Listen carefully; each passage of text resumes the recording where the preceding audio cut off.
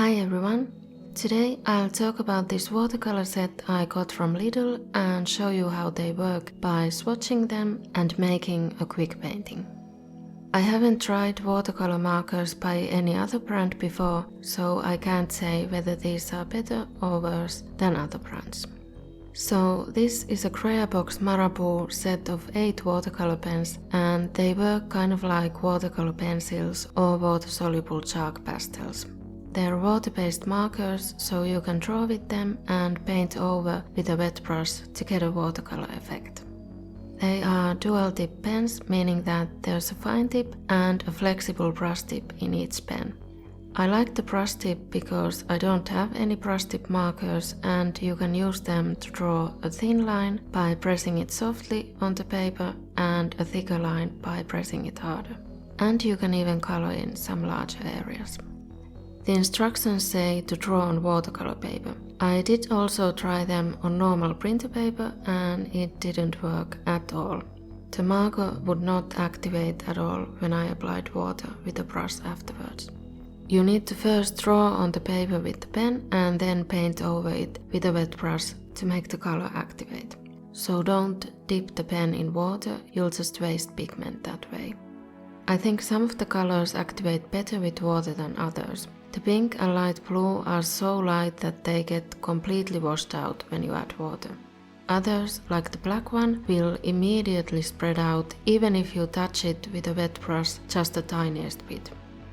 You can also mix the colors together. I tried swatching them side by side and then blending them together into a gradient with water, and I think it works well.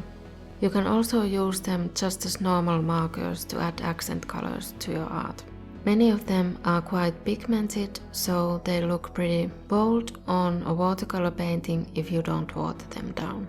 You could also swatch them on another piece of paper and just get a bit of color on a wet brush and paint with that instead to get lighter colors if you want. The pigment doesn't reactivate completely, so with some of the colors you can still see the original lines you drew even after watering it down. I don't know if that's a common thing with watercolor pens, but you can also use it to your advantage. I decided to test the watercolor pens out by painting a quick mermaid, partly because it's May and mermaid, and partly because I wanted to see how the scales of the mermaid tail would turn out. I drew the scales in green and blue and then added water to activate and blend them together. And since the marker doesn't completely dissolve, you continue to see hints of the scale texture underneath.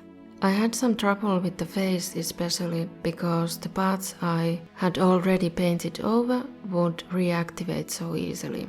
So these pens are kind of tricky for small details if you need to paint something else right next to them. In a previous painting I also tried painting some white highlights over them with acrylic paint and they reactivated then too. I didn't mind it for that painting, but it's a good thing to keep in mind so you don't accidentally ruin your painting. If you're interested in getting these watercolor pens, I got them from Lidl in March. I think they'll bring them back every once in a while. The stock in Lidl changes nearly every week, so it's best to check their weekly offers on their website. I'll also put a link below if I can find this set online. Before we do the tape peeling, I want to remind you of a couple of things. First of all, the next YouTube Artists Collective is on June 8 and the theme is Masquerade Ball. So if you want to participate, just make art on that theme and then post it on social media and or YouTube on that day. And the other thing is that there's no Discord server for art YouTubers called The Art Room, which was started by Hello Alice and Jelly Bee. I'll put the link below and you can join if you have a YouTube channel of any size and you make art or craft videos.